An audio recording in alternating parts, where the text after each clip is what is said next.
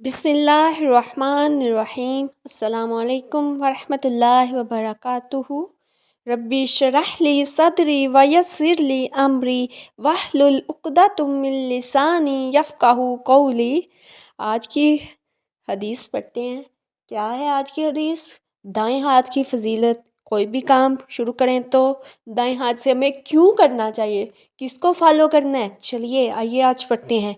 हज़रत आयशा रज़ी अल्लाह ताला अन्हा रवायत करती हैं कि रसूलुल्लाह सल्लल्लाहु अलैहि वसल्लम जूता पहनने, बालों में कंघी करने और वज़ू करने बल्कि हर काम के लिए दाएं जानब को पसंद फरमाते थे।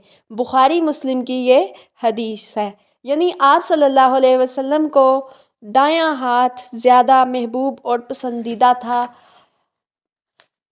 जो जूता पहनते वक़्त, बालों में कंघी करते वक़्त इसको तरजीह देते थे।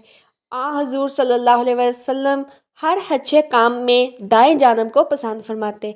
मसलन मस्जिद में दाखिल होने, नमाज से फ़ारग होने के बाद सलाम फेरने, अज़ा वज़ू धोने, खाने पीने, मुसाफ़ा करने, दूध दोहने, लिबास पहनने, सुरमा लगाने और मसवाक करने के वक्त वगैरह। लेकिन अफ़सोस आज के दौर जदीद का मुसलमान इन कामों से फरामोश है। गैरों की निकाली में दाएं के बजाय बाएं को पसंद करने लगा है और ये हमारे लिए बड़ी अफ़सोस की बात है।